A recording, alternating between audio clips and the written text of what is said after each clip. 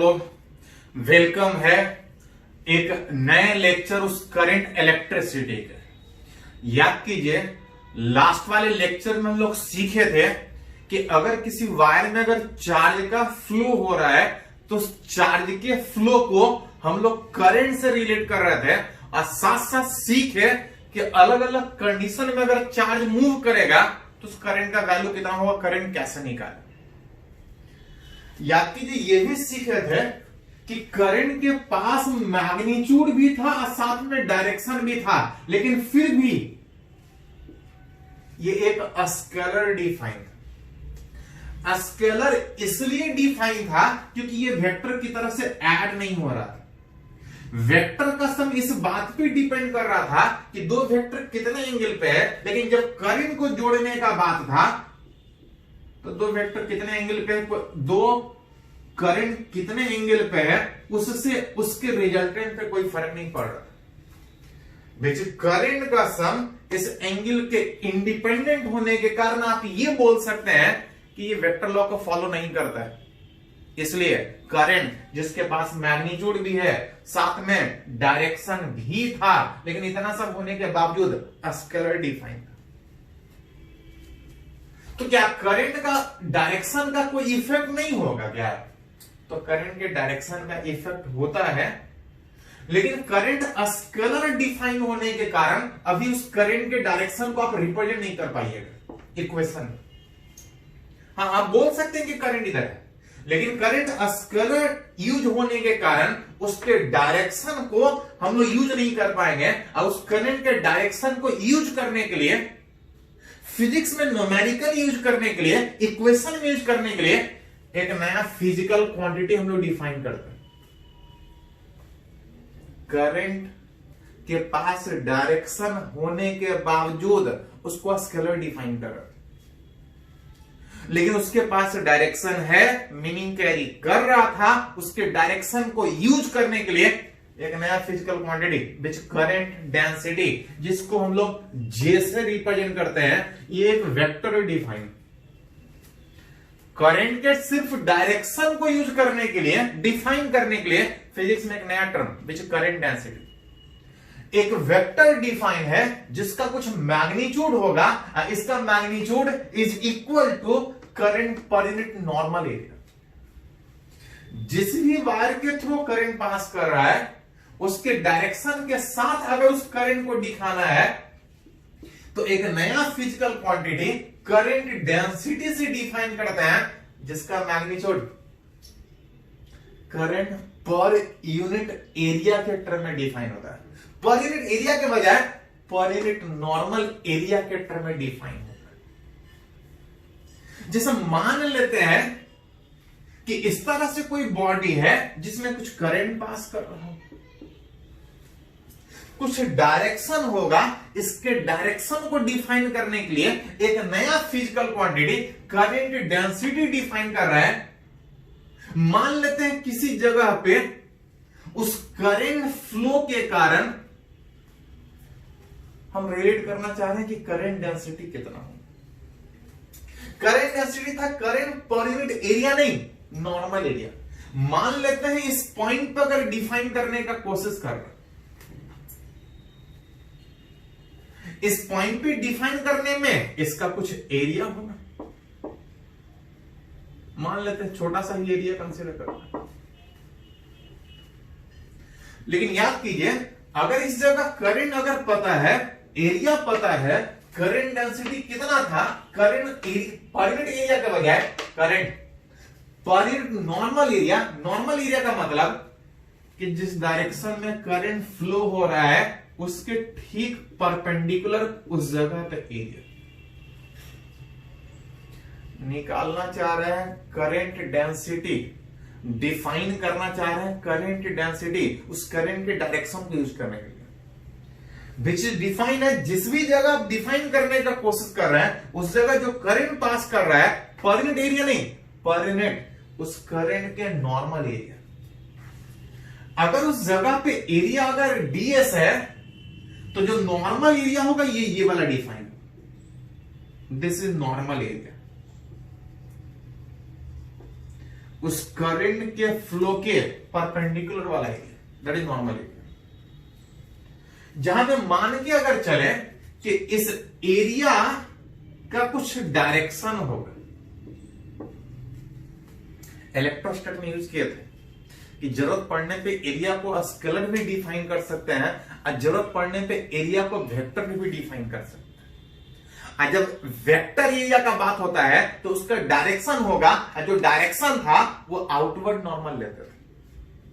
अगर इस जगह पे, जिस जगह पे आप करंट डेंसिटी डिफाइन करने का कोशिश कर रहे हैं, इस करंट के डायरेक्शन को डिफाइन करने के लिए जो नया फिजिकल क्वांटिटी डिफाइन कर रहे हैं, उस जगह पे एरिया वेक्टर का कुछ डायरेक्शन होगा विच आउटवर्ड सरफेस से ठीक परपेंडिकुलर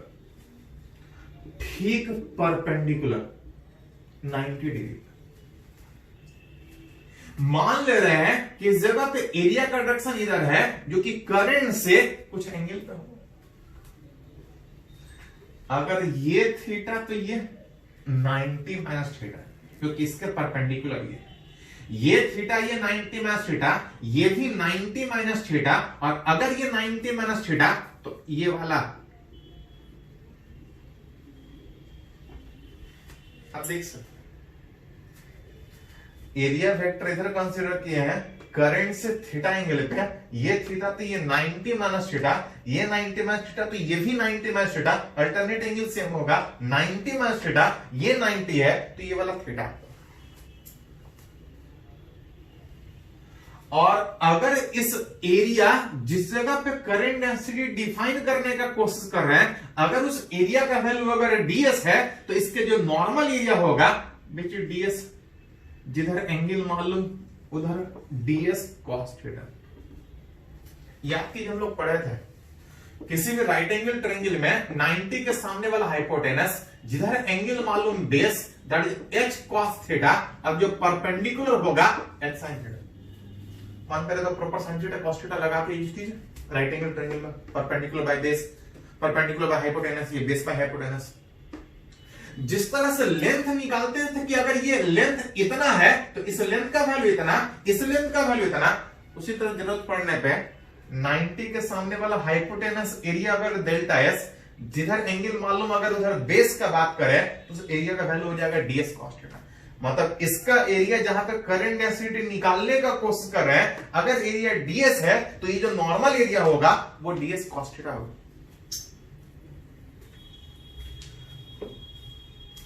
करंट के डायरेक्शन को यूज करने के लिए हम लोग एक नया फिजिकल क्वांटिटी करंट डेंसिटी, जो कि एक वेक्टर डिफाइन है, वेक्टर है, कुछ मैग्नीट्यूड होगा। मैग्नीट्यूड था करंट पर यूनिट एरिया, नहीं current per unit normal area जिस जगह डिफाइन कर रहे। अगर उस जगह पे अगर छोटा सा करंट अगर डीआई कंसिडर करें, कुछ होगा वायर में कुछ करंट पास कर रहा होगा, ज्यादा होगा तो ज्यादा करंट लिखेंगे, कम होगा तो कम करंट का बात करेंगे। अगर छोटा सा करंट अगर डीआई छोटे से एरिया पे डिफाइन कर रहा है, लेकिन हमको एरिया नहीं नॉर्मल एरिया चाहिए, जिस नॉर्मल एरिया का वैल्यू कितना होगा which is defined as current density, जिस जगह पे निकालना चाह रहे हैं, साथ में वेक्टर होने के कारण ये तो उसका मैग्नीट्यूड हुआ current per unit normal area, और साथ में डायरेक्शन होगा, जरूरत पड़े तो डायरेक्शन यही में वेक्टर से लिख सकते हैं, एंड उसका कुछ डायरेक्शन होगा, and direction is along the direction of, जो डायरेक्शन करंट का होगा वही डायरेक्शन उस करंट डेंसिटी का होगा उस जगह पे जहां पे डिफाइन करना चाहते हैं। फिर से एक बार रिवाइज कर लीजिए।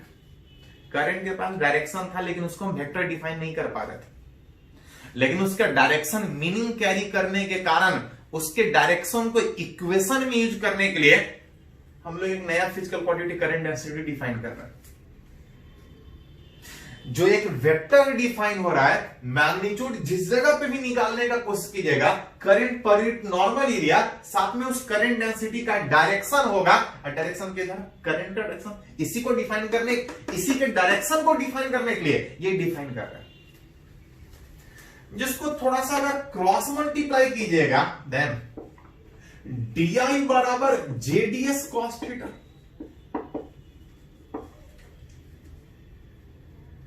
और इस JDS cos थीटा को जरूरत पड़े तो AB cos थीटा को हटा के A डॉट भी लिख सकते हैं, तो JDS cos थीटा को J डॉट DS लिख सकते हैं, जहां पे थीटा इज एंगल किसके बीच, तो जिसके बीच डॉट प्रोडक्ट का बात है, angle between current density and area vector. Current density का डायरेक्शन किधर, तो करंट के डायरेक्शन में, एरिया वेक्टर का डायरेक्शन किधर, सरफेस आउटवर्ड नॉर्मल, वही थीटा यहां भी है।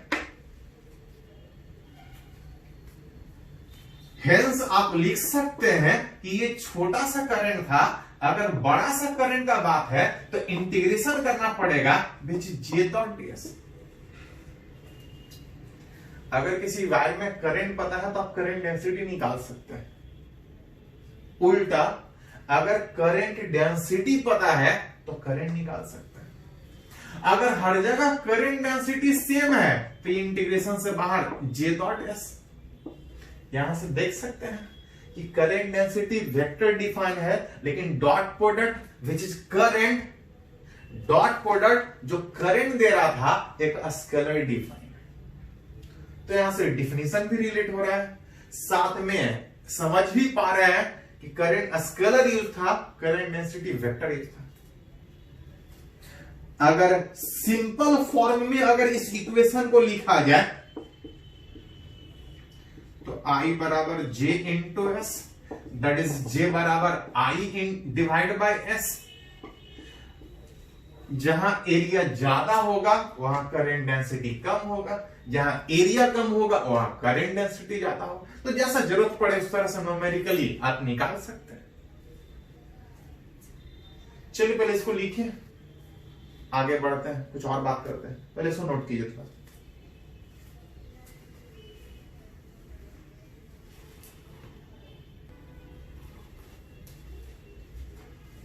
तो हम लोग बात कर रहे हैं कि अगर किसी मटेरियल से, किसी क्रॉस सेक्शन से जो चार्ज फ्लो कर रहा है उसके कारण इफेक्ट क्या होगा। इफेक्ट तो अभी नहीं बात कर रहा है, अभी सिर्फ ये बात कर रहा है कि जो चार्ज का फ्लो है उसको रिप्रेजेंट कैसे करें।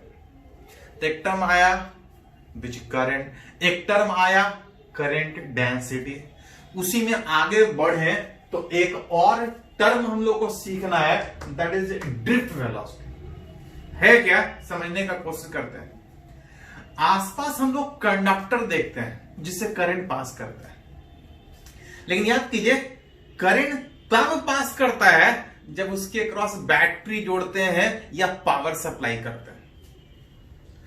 ऐसे अगर कोई कंडक्टर रखा है तो उससे करंट नहीं पास करता है, अपने आप करंट नहीं पास करता है।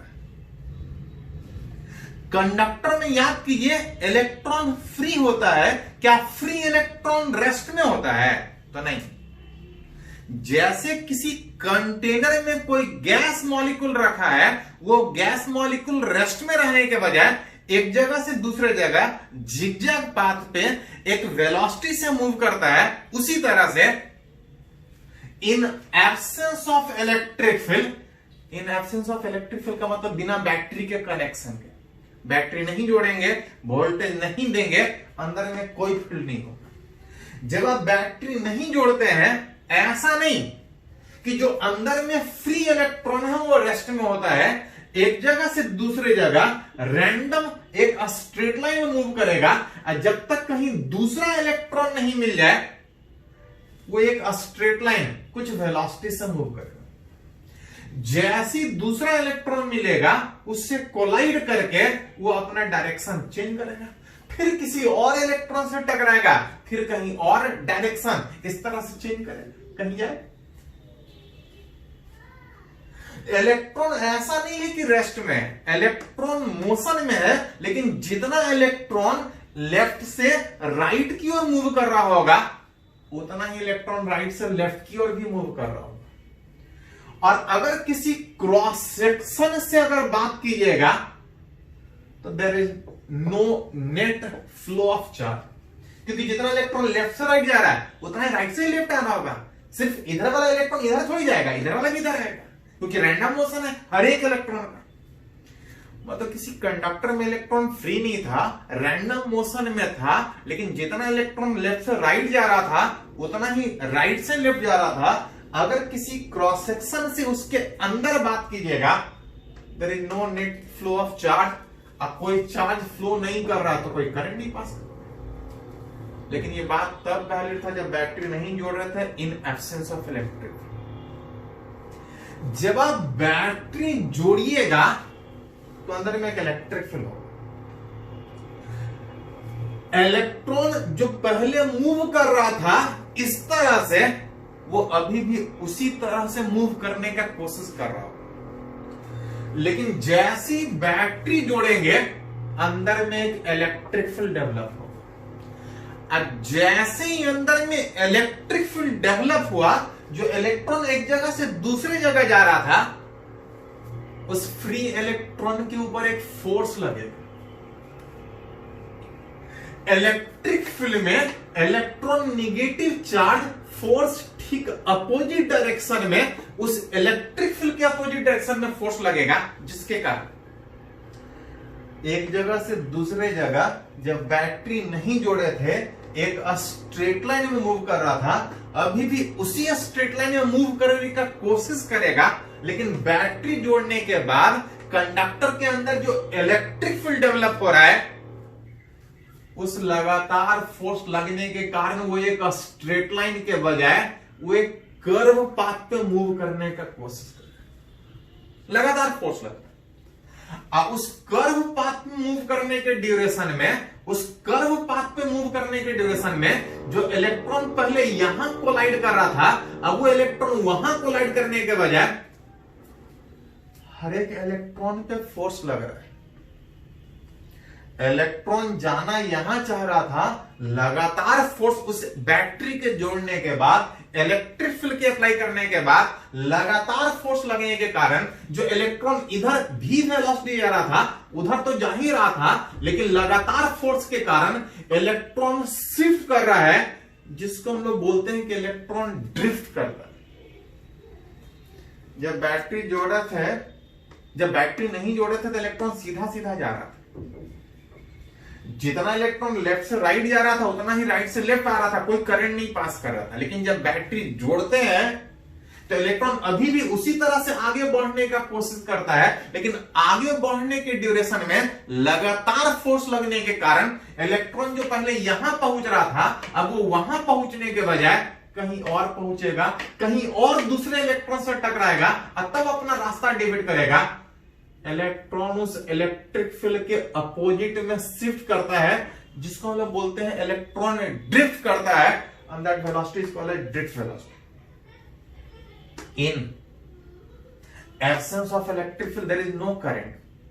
In presence of external electric field, due to लगातार इलेक्ट्रिक फोर्स लगने के कारण the free electron drift opposite to direction of electric field. जिधर इलेक्ट्रिक फील्ड लगा रहे हैं, अप्लाई कर रहे हैं, नेगेटिव चार्ज पे फोर्स अपोजिट डायरेक्शन में लगने के कारण इलेक्ट्रॉन ड्रिफ्ट करेगा, कुछ वेलोसिटी से ड्रिफ्ट करेगा, देयर इज ड्रिफ्ट वेलोसिटी। और ऐसा एक इलेक्ट्रॉन नहीं, अंदर में जितना भी इलेक्ट्रॉन था हर इलेक्ट्रॉन ड्रिफ्ट कर रहा है। जो लेफ्ट से राइट जा रहा था वो भी राइट की तरफ, और जो राइट से लेफ्ट जा रहा था वो भी राइट की तरफ। थ्रू एनी क्रॉस सेक्शन हर इलेक्ट्रॉन शिफ्ट करने का कोशिश करेगा, और हर इलेक्ट्रॉन जो इलेक्ट्रिक फील्ड के अपोजिट जो शिफ्ट कर रहा है, there is net flow of charge, और जहां नेट फ्लो ऑफ चार्ज होगा that is there is current. मतलब जब बैटरी नहीं जोड़े थे तो ऐसा नहीं कि इलेक्ट्रॉन मूव नहीं कर रहा था, लेकिन अंदर में कोई करंट नहीं पास कर रहा था। लेकिन जब बैटरी जोड़ेंगे अभी भी इलेक्ट्रॉन मूव ही कर रहा है, इस मोशन के कारण करंट नहीं होता है। मूव अभी भी उसी तरह से करने का कोशिश कर रहा है, लेकिन उसके कारण करंट पास करने के बजाय उस बैटरी के जोड़ने के बाद, उस इलेक्ट्रिक फील्ड के अप्लाई करने के बाद जो इलेक्ट्रॉन शिफ्ट कर रहा है, जो इलेक्ट्रॉन ड्रिफ्ट कर रहा है, इस ड्रिफ्ट वेलोसिटी के कारण there is a net flow of charge, that is there is current. मतलब किसी कंडक्टर में बैटरी जोड़ने के बाद जो करंट होता है वो मोशन के कारण नहीं, इलेक्ट्रॉन के ड्रिफ्ट के कारण, इस ड्रिफ्ट वेलोसिटी के कारण। एंड दैट वेलोसिटी इसको बोलते हैं ड्रिफ्ट वेलोसिटी। जहां पे याद कीजिए लास्ट वाले लेक्चर में हम लोग डिफाइन किए थे कि किसी कंडक्टर में अगर n number of free electron अगर पर यूनिट वॉल्यूम है, नंबर ऑफ फ्री इलेक्ट्रॉन अगर पर यूनिट वॉल्यूम है, तो इस n का वैल्यू कितना था याद है? तो लास्ट क्लास में डिफाइन किए थे, लास्ट वाले लेक्चर में। याद नहीं है तो एक बार जाकर देखिए कि किसी कंडक्टर जिसका मोलर मास इतना, एवोगाड्रो नंबर, डेंसिटी पता है, उस कंडक्टर के एक वॉल्यूम में वैसा वैसा कितना फ्री इलेक्ट्रॉन है, इतना था। और अगर इतना फ्री इलेक्ट्रॉन अगर पर यूनिट वॉल्यूम है तो करंट कितना होगा? तो लास्ट क्लास में डिफाइन किए थे कि किसी कंडक्टर में अगर इतना चार्ज पर यूनिट वॉल्यूम, अगर हर एक का ऊपर चार्ज अगर इतना, अगर ए एरिया से भी वेलोसिटी से मूव करेगा तो जो करंट होगा कुछ इतना था। ये लास्ट वाले लेक्चर में बोले थे कि या आगे वाले लेक्चर में करंट में हमेशा जरूरत पड़ेगा। यहां पे n number of free electron जरूरत पड़ने पे बैठा सकते हैं। Q मतलब चार्ज, यहां पे इलेक्ट्रॉन के फ्लो के कारण करंट था। A is cross section area और वेलोसिटी कौन सा? Drift velocity. ये किसी कंडक्टर से जो इलेक्ट्रिक फील्ड अप्लाई कर रहे थे, जो बैटरी जोड़ रहे थे, इलेक्ट्रॉन के मोशन के कारण नहीं, इलेक्ट्रॉन के ड्रिफ्ट के कारण अंदर करंट था। करंट का वैल्यू कितना होगा? इतना होगा। जहां पे ड्रिफ्ट वेलोसिटी अगर लिखिएगा तो Vd बराबर यहां से क्रॉस मल्टीप्लाई करके लिख सकते हैं I बटा Na। मतलब अगर किसी कंडक्टर में करंट पता है तो आप ये बता सकते हैं कि इलेक्ट्रॉन कितने वेलोसिटी से शिफ्ट कर रहा होगा, ड्रिफ्ट कर रहा होगा। उल्टा अगर वेलोसिटी पता है कंडक्टर के अंदर तो करंट कितना पास करेगा निकाल सकते हैं। साथ साथ current per unit area current की डेंसिटी था। Current per unit area current density, इस पर बहुत बार क्वेश्चन पूछा गया, इसको थोड़ा ध्यान में रखिए। करंट पता है उसके कारण ड्रिफ्ट वेलोसिटी निकाल सकते हैं, करंट डेंसिटी पता है उसके कारण ड्रिफ्ट वेलोसिटी निकाल सकते हैं। जिसको अगर वेक्टर फॉर्म में लिखा जाए तो Vd बराबर, करंट से तो वेक्टर में नहीं लिख सकते हैं, हाँ करंट डेंसिटी से वेक्टर में लिख सकते हैं। अगर वेक्टर फॉर्म में लिखा जाए तो Vd बराबर, हाँ इलेक्ट्रिक फील्ड इधर है लेकिन इलेक्ट्रॉन इधर शिफ्ट कर रहा है, इलेक्ट्रॉन इधर शिफ्ट कर रहा है। करंट इलेक्ट्रॉन नेगेटिव चार्ज के फ्लो के अपोजिट डायरेक्शन में, मतलब जिधर बैटरी जोड़िएगा, जिस डायरेक्शन में इलेक्ट्रिक फील्ड अप्लाई कीजिएगा, कंडक्टर में करंट उसी डायरेक्शन में मूव करता है। वेक्टर फॉर्म में लिखे तो जिधर करंट था उधर ही करंट की डेंसिटी भी होगा। जब वेक्टर फॉर्म में लिखेंगे तो एक माइनस डालना पड़ेगा कि इलेक्ट्रॉन इधर शिफ्ट कर रहा है लेकिन करंट उसके ठीक अपोजिट डायरेक्शन। जरूरत पड़े तो इस तरह से यूज कर सकते हैं कि करंट पता है, करंट डेंसिटी पता है तो ड्रिफ्ट वेलोसिटी कितना होगा, ड्रिफ्ट वेलोसिटी पता है तो करंट कितना होगा।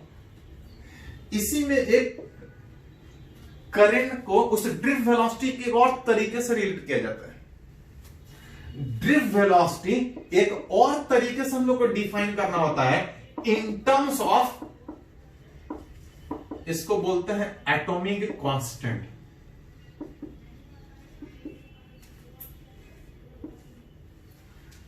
यह हम लोग बात की कि किसी कंडक्टर में बैटरी जोड़ेंगे तो करंट होगा इलेक्ट्रॉन के ड्रिफ्ट वेलोसिटी के कारण कितना, तो इस तरह से रिलेशन है। कभी कभी इसी को कुछ और तरीके से भी डिफाइन करना पड़ता है, एटॉमिक टर्म के टर्म में, एटॉमिक कांस्टेंट के टर्म में, एटम के टर्म में। जैसे मॉलिक्यूल, गैस में मॉलिक्यूल के टर्म में बात होता है, एटम में इलेक्ट्रॉन के टर्म में, इलेक्ट्रॉन एटॉमिक कांस्टेंट के टर्म में कभी कभी ड्रिफ्ट वेलोसिटी हम लोग को रिलेट करना होता है। या कि ये ड्रिफ्ट वेलोसिटी क्यों आया था, तो इस इलेक्ट्रिक फील्ड के कारण। इस इलेक्ट्रिक फील्ड के कारण ड्रिफ्ट वेलोसिटी क्यों आया था, तो लगातार इलेक्ट्रिक फोर्स के कारण इलेक्ट्रॉन शिफ्ट कर रहा था, कुछ वेलोसिटी से शिफ्ट कर रहा था, वही ड्रिफ्ट वेलोसिटी उस एटम मॉलिक्यूल के टर्म में हम लोग बात करना चाह रहे हैं। इस लगातार फोर्स लगने के कारण अगर ड्रिफ्ट वेलोसिटी का बात कीजिएगा अगर उस ड्रिफ्ट वेलोसिटी का अगर बात कीजिएगा, दैट इज वेलोसिटी किसके कारण? इलेक्ट्रिक फील्ड को जोड़ने के बाद के कारण। कुछ इलेक्ट्रॉन लेफ्ट से राइट जा रहा होगा, कुछ राइट से लेफ्ट जा रहा होगा। तो ऑन एन एवरेज अगर ड्रिफ्ट वेलोसिटी का बात करें, on an average drift velocity, on an average अगर ड्रिफ्ट वेलोसिटी का बात करें तो हम बोल सकते हैं कि v बराबर u प्लस at का एवरेज। ऐसा नहीं कि एक ही इलेक्ट्रॉन, ऐसा बहुत सारे इलेक्ट्रॉन अंदर में, कुछ लेफ्ट से राइट जा रहा था, कुछ राइट से लेफ्ट। जब हम बैटरी जोड़ रहे थे तो हर इलेक्ट्रॉन शिफ्ट कर रहा था, हर इलेक्ट्रॉन शिफ्ट कर रहा था, लगातार शिफ्ट कर रहा था। रिलेट करना चाह रहे हैं कि on an average drift velocity कितना। इसको अगर तोड़ा जाए तो u का average plus a into T average, जहां से u एवरेज अगर बात कीजिएगा, u मतलब इनिशियल वेलोसिटी, कुछ इलेक्ट्रॉन राइट से लेफ्ट जा रहा है, कुछ लेफ्ट से राइट भी जा रहा होगा। ऑन एन एवरेज पूरे कंडक्टर को एक साथ सोचिएगा तो सारे का इनिशियल एवरेज वेलोसिटी 0 लिख सकते। उस एक्सेलरेशन के कारण इलेक्ट्रॉन शिफ्ट कर रहा था। एक्सेलरेशन कितना था? Force by mass of electron. लगातार फोर्स लगने के कारण, एक्सेलरेशन के कारण इलेक्ट्रॉन अपोजिट में ड्रिफ्ट कर रहा है। हम एटम के टर्म में रिलेट करना चाह रहे हैं, इलेक्ट्रॉन के टर्म में रिलेट करना चाह रहे हैं। उस इलेक्ट्रिक फील्ड के कारण इलेक्ट्रॉन कितने वेलोसिटी से ड्रिफ्ट करेगा। और टी का बात कीजिएगा, ऑन एन एवरेज टाइम का बात कीजिएगा, तो यहां पे एवरेज टाइम को हम लोग टाउ से लिखते हैं। वेर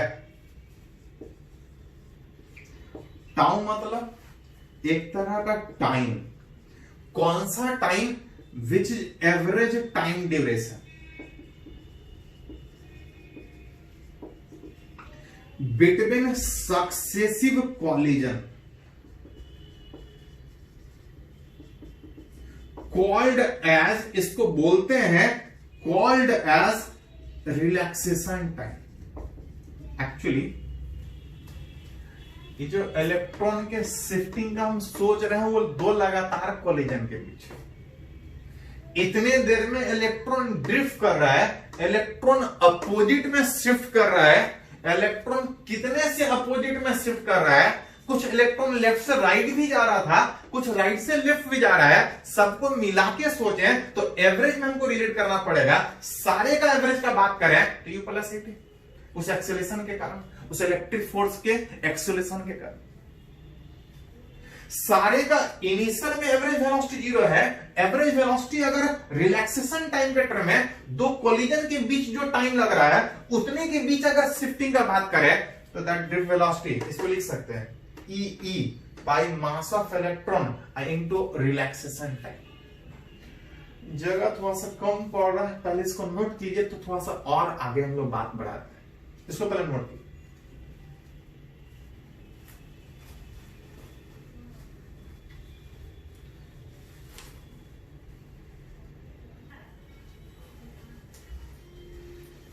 तो हम लोग डिफाइन करने का कोशिश कर रहे हैं किसी कंडक्टर से करंट तब पास करता है जब हम बैटरी जोड़ते हैं। बैटरी जोड़ने के बाद क्यों करंट पास करता है ये समझने का कोशिश किया कि जो इलेक्ट्रॉन रैंडमली एक जगह से दूसरे जगह जा रहा था, इस मोशन के कारण करंट नहीं था। उस लगातार इलेक्ट्रिक फील्ड के जोड़ने के कारण, लगातार इलेक्ट्रिक फील्ड के फोर्स के कारण इलेक्ट्रॉन इलेक्ट्रिक फील्ड के जो अपोजिट में ड्रिफ्ट कर रहा था उसके कारण करंट पास कर रहा था। अगर ड्रिफ्ट वेलोसिटी दिया है तो करंट निकाल सकता है, करंट पता है तो ड्रिफ्ट वेलोसिटी निकाल सकता है।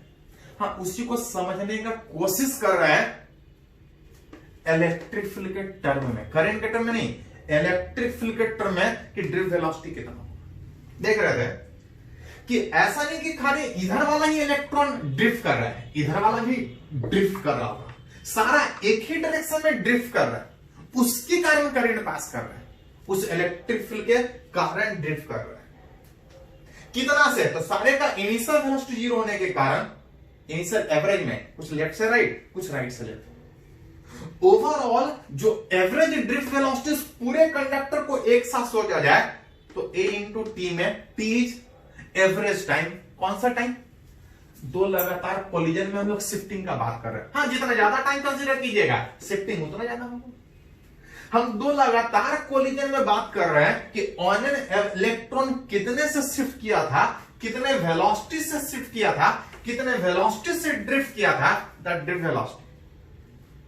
यहां से देख सकते हैं कि हेंस दैट मींस जो ड्रिफ्ट वेलोसिटी आ रहा है that equal to e tau divide by mass of electron into electric.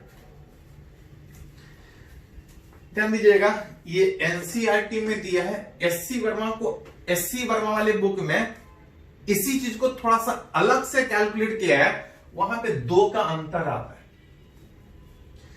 तो हम लोग एनसीईआरटी को ही फॉलो करेंगे, वहां पे थोड़ा सा अलग तरीके से निकाला गया है। उसको भी गलत नहीं बोल सकते हैं, वो भी एक तरीका, लेकिन जो एनसीईआरटी फॉलो किया हम लोग उसी को फॉलो करें। मतलब यहां से हम बोल सकते हैं कि किसी कंडक्टर में इलेक्ट्रॉन तब ड्रिफ्ट करेगा जब हम अंदर में इलेक्ट्रिक फील्ड अप्लाई करें। जितना ज्यादा इलेक्ट्रिक फील्ड अप्लाई करेंगे इलेक्ट्रॉन उतने ज्यादा से उसके अंदर ड्रिफ्ट करेगा। जिसको अगर वेक्टर फॉर्म में लिखें तो e tau divide by mass of electron into e, इसको वेक्टर फॉर्म में लिखिएगा तो अलग से एक माइनस डालना पड़ेगा, क्योंकि आपकी चीज क्या था कि जिधर इलेक्ट्रिक फील्ड अप्लाई कर रहे थे इलेक्ट्रॉन उसके ठीक अपोजिट में ड्रिफ्ट कर रहा था, तो वेक्टर में लिखेंगे तो एक माइनस अलग से डायरेक्शन दिखाना पड़ेगा। ये भी ड्रिफ्ट वेलोसिटी था, ये भी ड्रिफ्ट वेलोसिटी ही। ये ड्रिफ्ट वेलोसिटी करंट के टर्म में है कि अगर कोई बता दे कि बैटरी जोड़ने के बाद कितना करंट है तो हम बता सकते हैं ड्रिफ्ट वेलोसिटी कितना है। ये इलेक्ट्रिक फील्ड के टर्म में कि बैटरी कितना जोड़े हैं उसके कारण कितना इलेक्ट्रॉन ड्रिफ्ट करेगा। दोनों एक ही चीज को बता रहा है, तो दोनों को अगर थोड़ा सा रिलेट करें फ्रॉम 1 and 2, यहां से भी हमको ड्रिफ्ट वेलोसिटी ही मिल रहा था, वीडी बराबर माइनस जे बटा एन ई, यहां से भी वही चीज मिल रहा था। जिसके टर्म में जरूरत पड़े, करंट के टर्म में जरूरत पड़े तो करंट के टर्म में, फील्ड के टर्म में जरूरत पड़े तो फील्ड के टर्म में लिख सकते हैं। अगर इस दोनों को खाली अगर बराबर करके सोचे तो माइनस माइनस हट जाएगा, हेंस लिख सकते हैं यहां से जे बराबर, यहां देखता हूं, अगर खाली इसी दोनों को सोचे तो माइनस माइनस हट जाएगा, जे बराबर बाकी सब इधर चला जाएगा, n e square tau by mass of electron into electric. जो बता रहा है कि किसी कंडक्टर में करंट तब पास करेगा जब हम बैटरी जोड़ेंगे। जितना ज्यादा बैटरी जोड़ेंगे इलेक्ट्रिक फील्ड उतना ज्यादा होगा, करंट उतना ज्यादा होगा, करंट डेंसिटी उतना ज्यादा होगा। वे इसमें अगर इतने वाले फैक्टर को अगर सिग्मा से लिखें, वेयर देखो कितने को सिग्मा लिखें, तो सिग्मा इतने को लिखने का कोशिश किए, जहां पे एक एक करके थोड़ा सोच तो क्या क्या है ये। एन क्या था? एन था किसी कंडक्टर में कितना फ्री इलेक्ट्रॉन एक वॉल्यूम है, और जिसका वैल्यू कितना था लास्ट वाले लेक्चर में डेराइव किए थे, थोड़ी देर पहले भी लिखे थे इसको। डी डेंसिटी था उस एटम का, मटेरियल का। N is Avogadro number, m0 is molar mass. मतलब जब तक कंडक्टर का मटेरियल सेम है ये सेम होगा, ये मटेरियल पर डिपेंड करेगा। डेंसिटी ये तो कांस्टेंट था, मोलर मास मटेरियल पर डिपेंड करेगा। जब तक मटेरियल सेम है इसका वैल्यू सेम है। ये मटेरियल पे डिपेंड कर रहा है, ये दोनों तो कांस्टेंट है, इलेक्ट्रॉनिक चार्ज और मास ऑफ इलेक्ट्रॉन सारे के लिए। टाउ इज, इसको बोल रहे थे रिलैक्सेशन टाइम, जो दो लगातार मॉलिक्यूल के कोलिजन के बीच का टाइम है। जब तक मटेरियल सेम है, गैप सेम होगा, टाइम जो कोलिजन के बीच मॉलिक्यूल का टाइम है वो सेम रहेगा। मतलब बोल सकते हैं इतना, ये सारा किस पे डिपेंड कर रहा है, किसी कंडक्टर के मटेरियल पे। इसको अगर सिग्मा से लिखा जाए, it's value depends upon nature of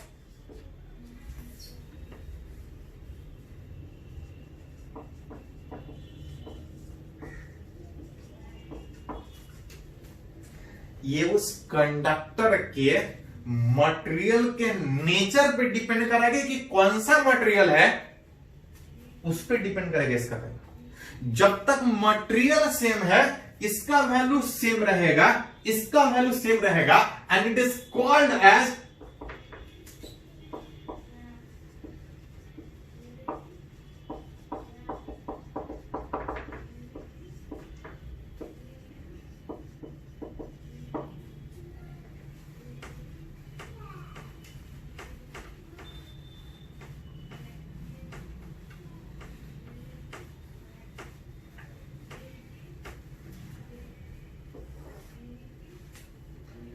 जब तक मटेरियल सेम है, इसका वैल्यू उस मटेरियल पे डिपेंड करेगा, एंड ये उस मटेरियल का कंडक्टिविटी कहलाता है।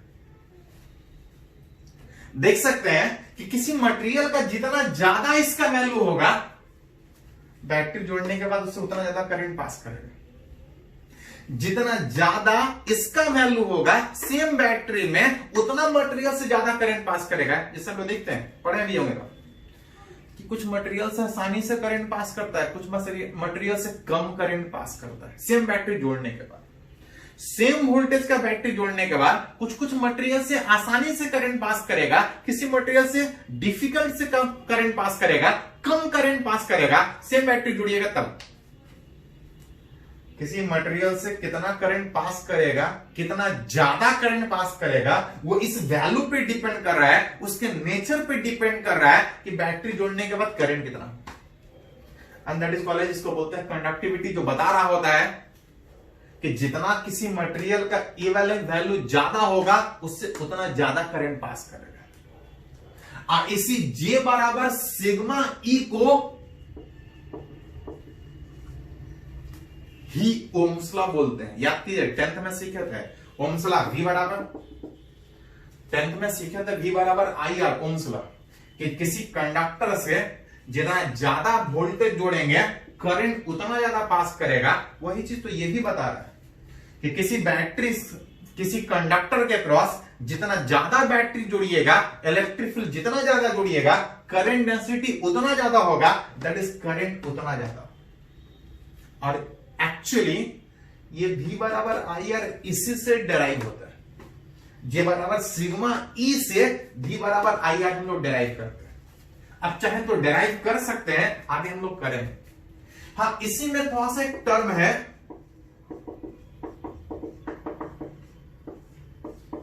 इसको बोलते हैं रेसिस्टिविटी, विच इसको रो से लिखते हैं, it is reciprocal of conductivity. किसी मटेरियल का कंडक्टिविटी बता रहा था कि मटेरियल से कितना आसानी से करंट पास करेगा, बैटरी जोड़ने के बाद कितना ज्यादा करंट पास करेगा। ये बता रहा कितना ज्यादा करंट पास करेगा, कितना आसानी से करंट पास करेगा। उसका ठीक उल्टा इसको अलग रेसिस्टिविटी, जो बताएगा कितना डिफिकल्ट से किसी कंडक्टर से करंट पास करेगा। It is reciprocal of conductivity, जिसका न्यूमेरिकल वैल्यू अगर बात कीजिएगा, it's value depends upon nature of material. जब तक मटेरियल सेम है, इस दोनों का वैल्यू सेम है, ये बताएगा हाउ इजीली किसी कंडक्टर से करंट पास करेगा, और ये बताएगा कितना अपोजिशन होगा उस मटेरियल से करंट पास करने में। ध्यान दीजिए थोड़ा सा, एक रेसिस्टेंस और एक रेसिस्टिविटी, दोनों अलग अलग चीज। रेसिस्टेंस पूरे बॉडी का होता है और रेसिस्टिविटी मटेरियल का होता है। मटेरियल जब तक सेम है, रेसिस्टिविटी कंडक्टिविटी सेम हो। एक एक करके हम लोग सारा यूज करेंगे।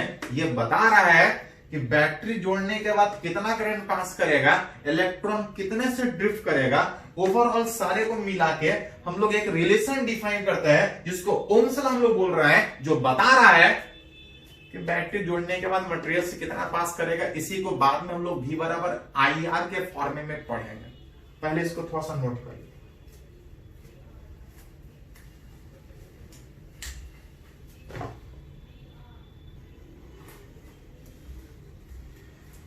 तो अभी तक सीखे कि किसी कंडक्टर में करंट तब पास करेगा जब बैटरी जोड़ेगा। कितना करंट पास करेगा, तो करंट तब पास कर रहा था जब बैटरी जोड़ रहे थे, इलेक्ट्रॉन उसके अंदर ड्रिफ्ट कर रहा था, उस ड्रिफ्ट वेलोसिटी के कारण मटेरियल से करंट पास कर रहा था, जहां से उसके कारण कुछ करंट डेंसिटी था। और करंट डेंसिटी का वैल्यू कितना था, तो ये बराबर सिग्मा इनटू। उस इलेक्ट्रिक फील्ड के कारण करंट कितना था, जिसको अलग अलग तरीके से डिफाइन किया था।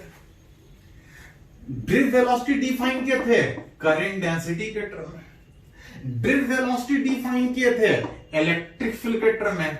आ रहा था E tau by mass of electron into electric. हाँ, जरूरत पड़ने पे इसको वेक्टर के फॉर्म में भी लिखा जा रहा था। अब इसी को कंबाइन करके जब लेके आ रहे थे तो इसी को ओम्स लॉ बोल रहे थे। इसी ओम्स लॉ को बाद में हम लोग V बराबर IR के फॉर्म में पढ़ेंगे। किसी कंडक्टर के क्रॉस जितना ज्यादा इलेक्ट्रिक फील्ड अप्लाई करेंगे, करंट उतना ज्यादा होगा, करंट उतना ज्यादा, करंट डेंसिटी उतना ज्यादा। जहां पे इसका वैल्यू मटेरियल पे डिपेंड कर रहा था, इसको हम लोग कंडक्टिविटी बोल रहे थे। जरूरत पड़ने पे इसको रेसिस्टिविटी के टर्म में डिफाइन कर सकते हैं, और जिसका वैल्यू था NE² टाउ बटा मास ऑफ इलेक्ट्रॉन। इतना कुछ टर्म सीखे। जहां पे ये जो टाउ था वो क्या था, इसको रिलैक्सेशन टाइम बोल रहे थे। दो लगातार कोलिजन के बीच टाइम, क्योंकि उसी के बीच इलेक्ट्रॉन शिफ्ट कर रहा था, इसको रिलैक्सेशन टाइम बोल रहे थे। इसी में टर्म और है, कभी कभी पूछता है, इसको बोलते हैं मोबिलिटी। कि इलेक्ट्रॉन ड्रिफ्ट कर रहा था किसके कारण, बैटरी के जोड़ने के कारण। अब उस बैटरी को जोड़ने के बाद जो इलेक्ट्रिक फील्ड था, जिसके कारण इलेक्ट्रॉन ड्रिफ्ट कर रहा था, जो इलेक्ट्रॉन ड्रिफ्ट कर रहा था पर यूनिट इलेक्ट्रिक फील्ड, इसको हम लोग मोबिलिटी बोलते हैं। और तो खाली क्वेश्चन ऐसी सिंपली इससे पूछ लिया कि मोबिलिटी रिलेट करके बताइए। एनसीईआरटी में सीधा सीधा दिया है drift velocity per unit electric field, यहां से VT बाई E अगर लिखे तो E टाउ बटा मास ऑफ इलेक्ट्रॉन लिख सकते हैं। मोबिलिटी, इलेक्ट्रिक फील्ड, बैटरी जोड़ने के बाद इलेक्ट्रॉन कितना ड्रिफ्ट किया, वो उस मटेरियल पे डिपेंड करेगा, मटेरियल के नेचर पे डिपेंड करेगा कि मटेरियल के मॉलिक्यूल के बीच का गैप कितना है, बाकी सब तो कांस्टेंट। तो इसको हम लोग एक नया टर्म मोबिलिटी, जरूरत पड़े तो आप यूज कर सकते हैं। एक दो एग्जाम्पल थोड़ा सा समझने का कोशिश करेंगे जो वो टर्म सब पूछा था। जैसे देखिए एक एग्जाम्पल है, ये जेई मेन में पूछा हुआ है 2019, डिफरेंट सिंपल फॉर्मूला बेसिस पे। देखिए क्या बोल रहा है, in a conductor if the number of conduction electron per unit volume, number of conduction जो इलेक्ट्रॉन फ्री है जिसके कारण करंट पास करेगा पर यूनिट वॉल्यूम, जिसको हम लोग n से लिखते थे, वो n दिया है गिवन। उस n का वैल्यू 8.5 या 10 का पावर 28 पर यूनिट वॉल्यूम ऐसा ही में दिया per meter. And mean free time का मतलब रिलैक्सेशन टाइम, दो कोलिजन के बीच का टाइम। एवरेज मीन मतलब एवरेज फ्री टाइम, दो लगातार कोलिजन के बीच का टाइम, which is tau. Relaxation time दिया 25। एफएस का मतलब यहां पे होता है फेम्टो, जैसे माइक्रो 10⁻⁻⁶, नैनो 10⁻⁻⁹, पीको 10⁻⁻12। उसी तरह से फेम्टो 10⁻⁻15 सेकेंड टाइम दिया, दो लगातार कोलिजन के बीच का। अतः पूछ रहा है इसका रेसिस्टिविटी कितना हो। यहां से देखिए कंडक्टिविटी रेसिस्टिविटी, रेसिस्टिविटी पूछा है, पूछा रेसिस्टिविटी है, तो आप लिख सकते हैं कि जो रेसिस्टिविटी रो का वैल्यू होगा, इसको उल्टा करके लिख लीजिए, mass of electron divide by n e square term. Simple, अगर फॉर्मूला याद है तो बैठा सकते हैं, ये जेईई में 2019 का क्वेश्चन। मास ऑफ इलेक्ट्रॉन कितना होता है, 9.11 10 का पावर -31 के। मास ऑफ इलेक्ट्रॉन यानी जो number of free electron per unit volume ये दे दिया उस कंडक्टर का, इज इलेक्ट्रॉनिक चार्ज 1.6 गुना 10 का पावर -19 का whole square into tau relaxation time दिया है 25। सारा डाटा एसआई में है, उस रेसिस्टिविटी का वैल्यू बोल रहा है अप्रोक्सीमेटली में निकालो। अप्रोक्सीमेटली में निकालने का मतलब न्यूमेरिकली बहुत ज्यादा मेहनत करने की वजह खाली 10 के पावर में मेहनत कीजिए। जैसे अप्रोक्सीमेटली निकालेगा तो इसको छोड़ सकते हैं, काट सकते हैं। 10 का पावर ये अरेंज कीजिए, 10 का पावर ये अरेंज कीजिए, 10 का पावर ये अरेंज कीजिए, अथवा से यहां पर रिलेट करना पड़ेगा। जरूरत पड़े तो अरेंज कर सकते हैं, इसमें ज्यादा कुछ है नहीं, सिंपल खाली फॉर्मूला बेसिस क्वेश्चन। जैसे एक और क्वेश्चन ये एम्स 2019 में पूछा,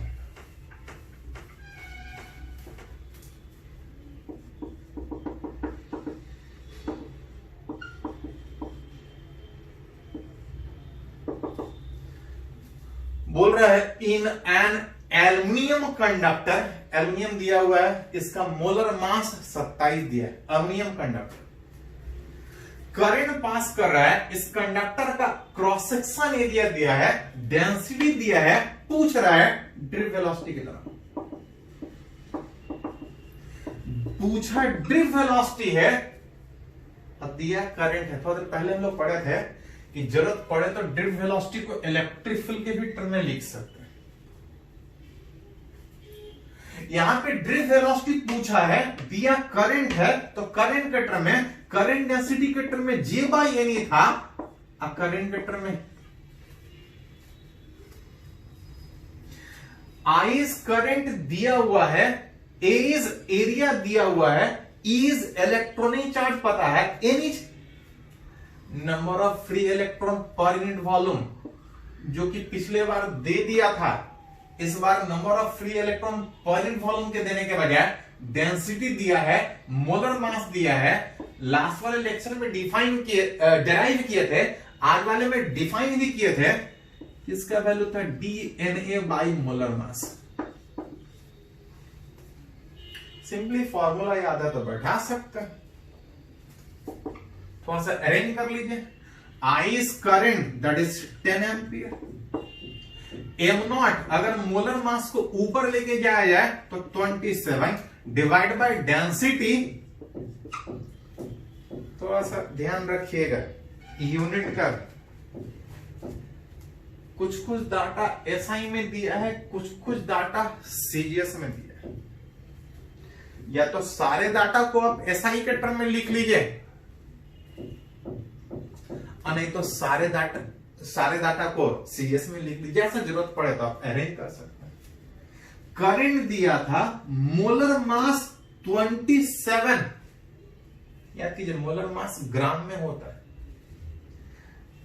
इसको थोड़ा सा अरेंज कर लीजिए कि कंफ्यूजन ना हो। डीएनए एरिया इंटू ई, सारे को अगर ऐसा ही लिखे तो 27 मोलर मास दिया वो ग्राम में होगा, 10 टू द पावर -3 केजी में कन्वर्ट हो गया। डेंसिटी सीजीएस में दिया है, अगर इसको एसआई में कन्वर्ट करें तो kg per meter cube. Avogadro number which is 0 to 3 छोड़ सकते हैं approximate calculation. As area SI में दिया है 4 into 10 to the power -6 into electronic charge 1.6 गुना 10 का पावर -19। अप्रोक्सीमेटली में ऐसे केस में एग्जाम में ध्यान दीजिएगा, जनरली एग्जाम में ऐसे केस में आपको 10 का पावर ही चेक करना होगा, जैसे यहाँ पे बोला हुआ था अप्रोक्सीमेट में निकाल के दिखे। 10 के पावर के टर्म में थोड़ा सा सोल्व कीजिएगा, आसानी से कर सकते हैं। जरूरत पड़ने का सोल्व कर सकते हैं।